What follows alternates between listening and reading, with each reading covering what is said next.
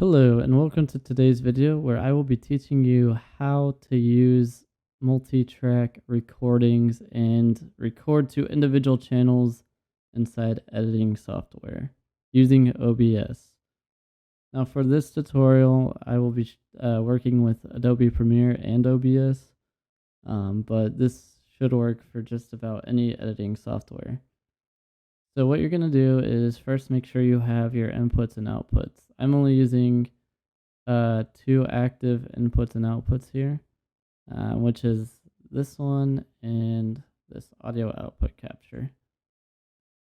Next, you're going to right click, go to advanced audio properties, and you're going to see a section called tracks. Now, the way I have it set up is I have my microphone and my desktop audio recorded on one track, and then I have them split into two separate tracks. So where my microphone is recording to one individual track, and my audio output capture or my desktop audio is recording to a separate track. So that's what these check marks mean, is when you check it, it's showing what tracks you're enabling that to record to. So that's how that works. So once you have set your tracks how you want it, you're going to hit close, go to File, Settings, and go to Output. If you do not see these advanced options, you're going to want to switch your output mode from basic to advanced. And then you're going to switch to the recording tab here. Now, there are two formats that are supported with multi-track recordings that I know of. The first one is MKV, and the second one is MP4. Now, I'm using MP4 mainly because Adobe Premiere does not support MKV files. So, if you have other editing software, be aware of the formats that it supports. Next, we have this audio track setting. I have all 6 tracks enabled. That way, if I go to switch up tracks on the advanced audio properties, I don't have to worry about enabling or disabling here.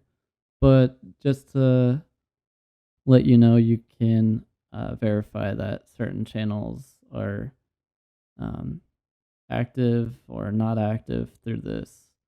And you can choose which ones you want to be actively recording. And then once you do so, hit apply. Now that we've done that, I'm going to go ahead and I'm going to record a snippet here. And I'm going to bring it into Premiere. So I'm going to go ahead and cut into the snippet. All right, so we are in Premiere here, and I have recorded the snippet. So what you're going to do is you're going to locate that recording that you've done. I think for me it's this one, I believe. So I'm going to go ahead and drag and drop. The first thing you will notice is if we go to the audio tab here. Actually, it might not pop up because we don't have a source. But if you zoom in, you'll notice that it has recorded our tracks here. It's recorded the additional 6 because that's what we had left enabled in the output options. But for this, you can go ahead and right click, hit unlink, and we're gonna first get rid of those 6 that or those additional 3 that are not in use. So we have our audio track 1, audio track 2, audio track 3. Our first one has all of the audio combined, so we're just gonna disable that. Or we can mute it, that works. Now, here, I'm going to pop open the individual audio just to make sure it went through okay. Some non-copyright just to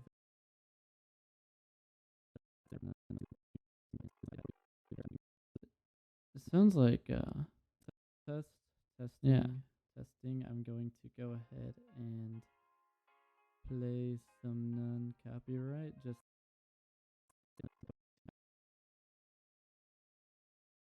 okay. So we have our voice that was recorded to 1, so we're gonna mute that real quick. You don't hear me talking anymore.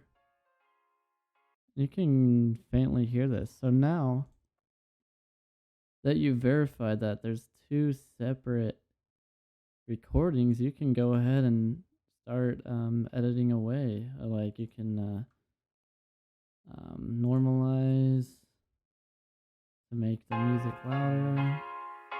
Play some mute this.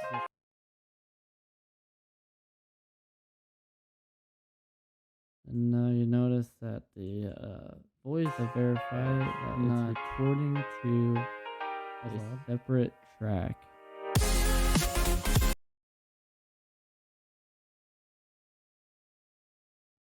This is a test. And then over here, you'll hear me talk.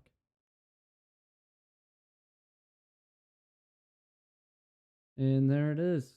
We have verified that the recording itself is working, and that the audio is being rerouted through. So I know this was kind of lengthy, and if you have questions, please reach out. I mean, this isn't something that, it's when it comes to tutorials, we get in the mindset of, yeah, this looks easy, but sometimes it's not as easy what you think because you have to go back and there's a lot of cuts, and so feel free to reach out. But the main point is make sure you have your audio tracks enabled, make sure your output settings are correct, and you will get the results you are looking for. That is the main gist of it all. So I hope you have enjoyed this tutorial, and feel free to subscribe for more content. Hopefully I'll have another tutorial soon on something that may be helpful.